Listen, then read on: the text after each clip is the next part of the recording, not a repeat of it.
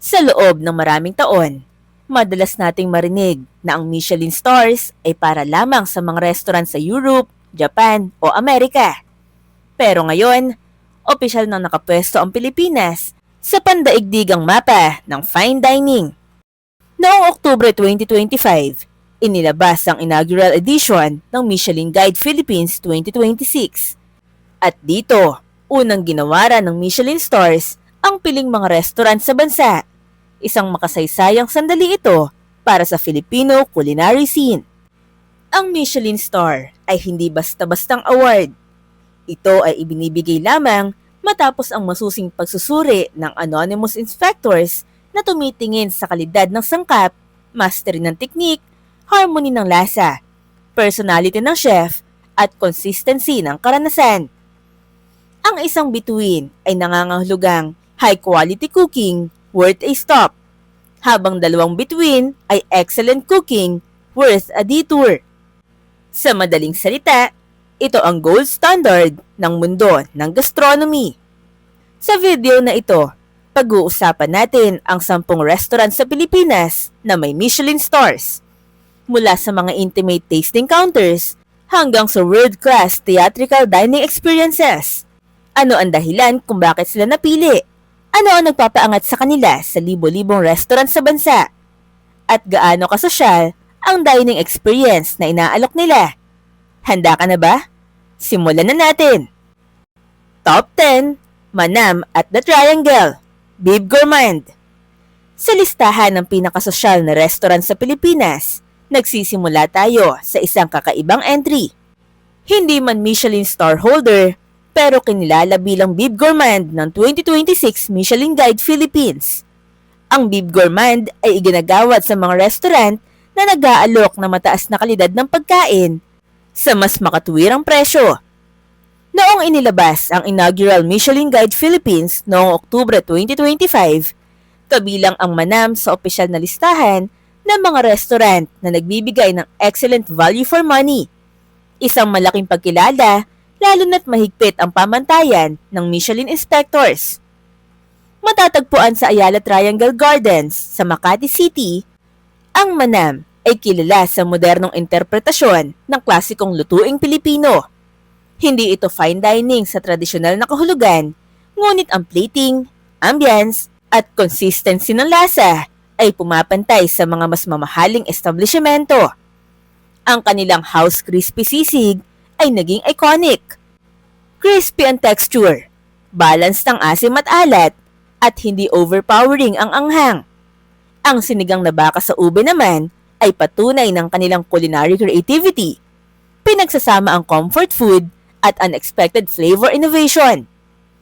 Ang presyo rito ay nasa humigit kumulang 500 pesos hanggang 1,500 pesos kada tao, depende sa order. Dahilan kung bakit naging paborito ito ng mga young professionals, executives, at maging ng mga foreign tourists na nais matikman ng elevated Filipino cuisine nang hindi agad gumagastos ng libo-libo. Sosyal ito sa paraan ng execution at reputasyon. Isang patunay na ang tunay na kalidad ay hindi lagi nasusukat sa pinakamataas na presyo. Top 9, Celera, 1 Michelin star. Sa pagpasok ng Michelin star territory, isa sa mga pinarangalan ng 1 Michelin star noong 2026 edition ay ang Celera sa Makati City. Ang isang Michelin star ay nangangahulugang high quality cooking worth a stop. At ito ay ginagawad lamang sa mga restaurant na may consistent excellence sa sangkap, teknik at harmony ng lasa. Ang Celera ay kabilang sa 8 restaurant sa bansa na tumanggap ng bituin sa unang taon ng Michelin Guide Philippines. Ang konsepto ng Celera ay modern Asian cuisine na may malalim na impluensya mula sa Japan, China at Southeast Asia. Ang kanilang multi-course tasting menu ay carefully curated kung saan bawat dish ay may malinaw na identity at narrative.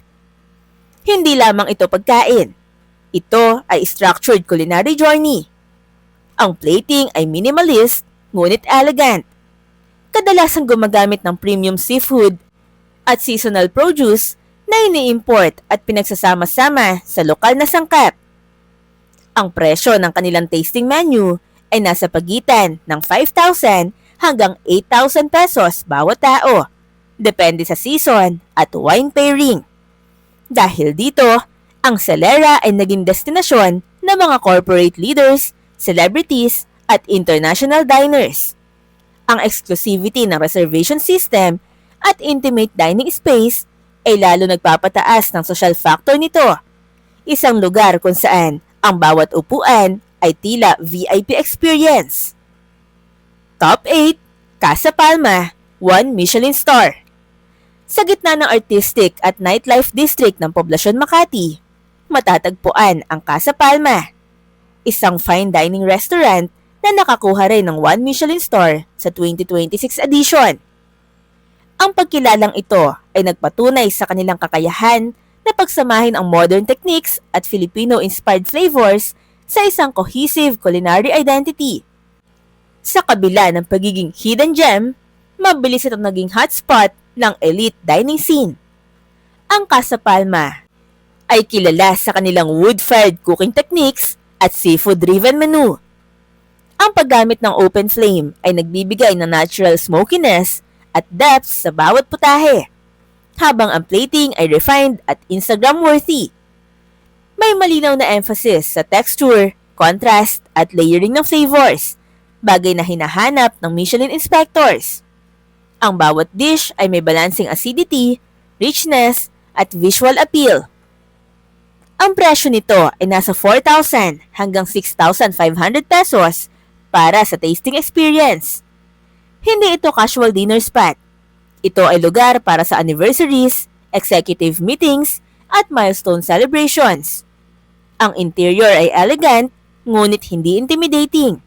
May warm lighting at curated art pieces na nagbibigay ng intimate ngunit high-end na ambience. Isa itong malinaw na representasyon ng modern Filipino sophistication. Top 7, Inato, 1 Michelin star. Ang Inato ay isa sa mga pinakakakaibang dining concepts sa listahang ito. Isa rin itong 1 Michelin star awardee noong 2026. Kinilala dahil sa kanilang progresibong interpretasyon ng Filipino cuisine. Ang restaurant ay may counter seating format kung saan makikita mismo ng diners ang paghahanda ng bawat dish. Isang immersive at theatrical experience.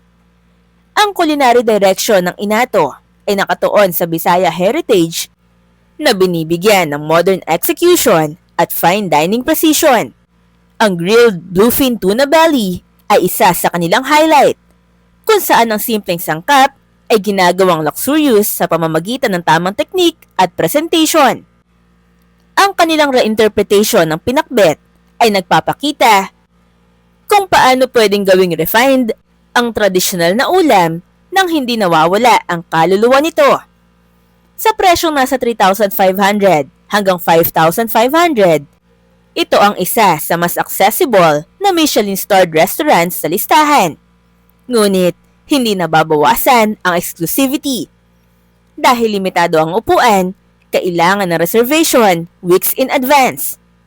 Social ito sa paraan ng intimacy at artistry, hindi flashy, kundi sophisticated at cultural. Top 6, Asador Alfonso, 1 Michelin star. Lumabas tayo ng Metro Manila at pumunta sa Alfonso, Cavite, kung saan matatagpuan ang Asador Alfonso, isa sa 8 1 Michelin star restaurants sa inaugural 2026 list. Ang restaurant na ito ay may Spanish contemporary identity at kilala sa kanilang paggamit ng traditional fire roasting techniques na isang bagay na bihira at technically demanding. Ang kanilang signature lechazo at conchinillo ay niluluto sa open fire, nagbibigay ng crispy skin at tender meat na may malalim na smoky aroma. Ang paggamit ng imported Spanish techniques at premium ingredients ang isa sa mga dahilan kung bakit kinilala ito ng Michelin inspectors. Ang bawat dish ay may balancing seasoning at refined presentation na hindi nawawala ang rustic authenticity. Ang presyo ng dining experience dito ay nasa 4,000 hanggang 7,000 pesos bawat tao. Ang lokasyon nito sa gitna ng kalikasan ay nagbibigay ng resort-like ambience, kaya madalas itong puntahan para sa destination dining. Sosyal ito hindi lamang sa pagkain, kundi sa kabuuang karanasan mula sa scenic drive papunta roon hanggang sa eleganting service na ka-level ng mga European fine dining establishments. Top 5, Linamnam, 1 Michelin star. Sa top 5 ng pinakasosyal na restaurant sa Pilipinas ay ang Linamnam, isang kakaibang fine dining concept na matatagpuan mismo sa loob ng pribadong tahanan ni Chef Don Baldosano sa Parañaque City. Isa ito sa mga ginawaran ng 1 Michelin star. Bukod dito, si Chef Baldosano ay kinilala rin sa Michelin Young Chef Award, isang parangal na ibinibigay sa mga chef na nagpapakita ng pambihirang talento at potensyal sa global culinary scene. Ang Linamnam ay hindi lamang restaurant. Ito ay curated dining experience. Limitado ang seating capacity, kaya bawat gabi ay tila exclusive private dinner. Ang menu ay seasonal at kadalasang nakasentro sa rare at indigenous Filipino ingredients. May mga putahe silang gumagamit ng heirloom rice varieties, wild herbs, at regional produce na bihirang makita sa mainstream restaurants. Ang bawat course ay may kasamang kwento tungkol sa pinanggalingan ng sangkap, kultura, at inspirasyon ng chef. Ang presyo ng tasting menu ay karaniwang nasa 4,500 hanggang 6,000 bawat tao. Sa ganitong presyo, hindi ka lamang kumakain. Nakikibahagi ka sa isang narrative ng modern Filipino gastronomy. Social ito dahil sa exclusivity, intellectual depth ng pagkain, at intimate na setting. Isa itong patunay na ang high-end dining ay hindi laging kailangang engrande. Minsan, mas elegante ang tahimik, ngunit makabuluhang karanasan. Top 4, Hapag, 1 Michelin star. Sa ika-4 na pwesto ay ang Hapag, isang progresibong Filipino restaurant na matatagpuan sa makasaysayang Laperal House sa Makati City. Noong unang taon ng Michelin Guide Philippines, mula sa pagiging selected restaurant, ay umangat ito at ginawaran ng 1 Michelin star sa 2026 edition. Ang pag-angat na ito ay patunay ng kanilang consistency at patuloy na pag-improve sa culinary execution. Ang Hapag ay kilala sa kanilang progressive Filipino tasting menu. Hindi nila tinalikuran ang tradisyon, ngunit binibigyan nila ito ng mas pinong technique at modern presentation. Isa sa kanilang pinakatanyag na putahe ay ang pan-seared scallops na may balance acidity at richness, pati na rin ang kanilang signature duck dish na may complex layering ng lasa. Ang bawat plato ay refined, ngunit nananatiling may pusong Pilipino. Ang presyo rito ay nasa 5,000 hanggang 8,000 bawat tao, depende sa wine pairing at seasonal menu. Ang ambience ng Laperal House ay may halong heritage at contemporary elegance, kaya lalong tumataas ang social factor. Ang Hapag ay hindi lamang tungkol sa status. Ito ay tungkol sa pag-angat ng Filipino cuisine sa world-class level habang nananatiling rooted sa kultura. Top 3, Gallery by Shell, 1 Michelin star.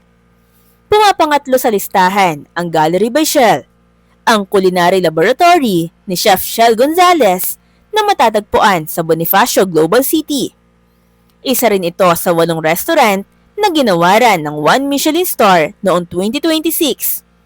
Kilala ang Gallery by Shell sa kanilang sustainable dining philosophy at paggamit ng indigenous Filipino ingredients na pinoproseso gamit ang advanced culinary techniques. Ang kanilang tasting menu ay parang paglalakbay sa iba't ibang rehiyon ng Pilipinas. Isa sa mga signature dish nila ay ang sour ribs na may perfect balance ng tamis, asim at umami. Ang bawat bite sa kanilang menu ay may malinaw na conceptual direction. Mula sa fermentation techniques hanggang sa paggamit ng local herbs at seafood. Ang plating ay artistic at minimalist na nagbibigay din ng kulay at texture ng pagkain. Ang presyo ng experience dito ay nasa 4,000 hanggang 6,500 pesos. Social ito hindi lamang dahil sa Michelin recognition, kundi dahil sa intellectual sophistication ng menu. Ang bawat dish ay may research at experimentation sa likod nito. Isa itong restaurant na dinadayo ng international food critics at culinary enthusiasts na naghahanap ng boundary-pushing Filipino cuisine. Top 2, Toyo Eatery, 1 Michelin star. Sa ikalawang pwesto ay ang Toyo Eatery, isa sa pinakakilalang modern Filipino restaurant sa bansa. Pinamumunuan ni Chef Jordi Navarra. Ang restaurant na ito ay ginawaran ng 1 Michelin star noong 2026 edition. Bago pa man dumating ang Michelin sa Pilipinas, kilala na ang Toyo Eatery sa international culinary circles at madalas mapasama sa Asia's 50 Best Restaurant list. Ang konsepto ng Toyo Eatery ay rooted sa Filipino identity, ngunit may global perspective. Isa sa kanilang pinaka-iconic dish ay ang garden vegetables na may mahigit 18 sangkap na inspirasyon ng kantang Bahay Kubo. Ang three-cut barbecue pork naman ay reinterpretasyon ng klasikong inihaw na baboy, ngunit ginawang refined at multi-textured. Ang bawat kurso ay may storytelling element na pinapaliwanag ng staff upang mas maunawaan ng diners ang cultural context. Ang presyo ng tasting menu ay karaniwang nasa 5,000 hanggang 7,000 bawat tao. Ang ambience ay minimalist at elegant. May open kitchen na nagpapakita ng transparency sa proseso ng pagluluto. Social ito dahil sa global reputation, culinary credibility, at consistency ng kalidad. Isa itong restaurant na naglagay sa Filipino cuisine sa international spotlight. Top 1, Helm by Josh Boutwood, 2 Michelin stars. At sa pinakaitaas ng listahan, ang pinakasosyal na restaurant sa Pilipinas ay ang Helm by Josh Boutwood. Ito ay kaisa-isang restaurant sa bansa na ginawaran ng 2 Michelin stars sa inaugural Michelin Guide Philippines 2026. Ang dalawang bituin ay nangangahulugang excellent cooking worth a detour. Isang mas mataas na antas ng pagkilala na bihirang makuha sa unang taon ng isang bansa sa Michelin system. Matatagpuan sa The Shops at Ayala Triangle Gardens sa Makati City. Ang Helm ay kilala sa kanilang theatrical dining experience. Ang tasting menu ay nagbabago kada ilang buwan. At bawat season ay may konseptong pinag-isipan ng mabuti. Mula sa ingredient sourcing hanggang sa plating choreography. Ang culinary style ni Chef Josh Boutwood ay refined European technique na may malalim na pag-unawa sa Asian flavors. Ang bawat dish ay may precision-driven, visually striking, at layered ang lasa. Ang presyo ng dining experience dito ay nasa 6,000 hanggang 9,000 pesos o higit pa depende sa wine pairing. Ang reservation ay madalas fully booked weeks in advance. Social ito sa pinakamataas na kahulugan ng salita: exclusivity, international recognition, impeccable service, at artistic culinary execution. Sa ngayon, ang Helm ang opisyal na simbolo ng world-class fine dining sa Pilipinas. Mula sa progresibong Filipino cuisine hanggang sa refined European techniques na may lokal na puso, malinaw na ang Pilipinas ay hindi lamang basta culinary destination. Isa na itong global contender. Ang 10 restaurant na ito ay patunay na kaya ng mga Pilipino at mga chef sa bansa na makipagsabayan sa pinakamagagaling sa mundo. Hindi lang ito tungkol sa presyo o ambience, kundi sa sining, disiplina, at dedikasyon sa bawat plato. Ang pagkakaroon ng Michelin stars ay hindi lamang personal na tagumpay ng mga chef at restaurant owners. Ito rin ay panalo para sa buong industriya ng pagkain sa Pilipinas. Mula sa mga lokal na magsasaka at mangingisda hanggang sa mga batang chef na nangangarap makilala sa international stage, mas lalong tumataas ang pamantayan. Mas lalong gumagaling ang kompetisyon. Ngayon, Ikaw naman ang tatanungin ko. Kung may pagkakataon kang kumain sa isa sa mga Michelin-starred restaurants na ito, alin ang pipiliin mo? Sa tingin mo ba, sulit ang ganitong klaseng dining experience? At handa ka bang gumastos para sa isang gabi ng world-class gastronomy? I-comment mo ang sagot mo at huwag kalimutan mag-like at mag-subscribe para sa mas marami pang content tungkol sa pinakasosyal at pinaka-elite na lugar sa Pilipinas. Maraming salamat sa panonood mga ka-MC Daily. Hanggang sa muli, see ya!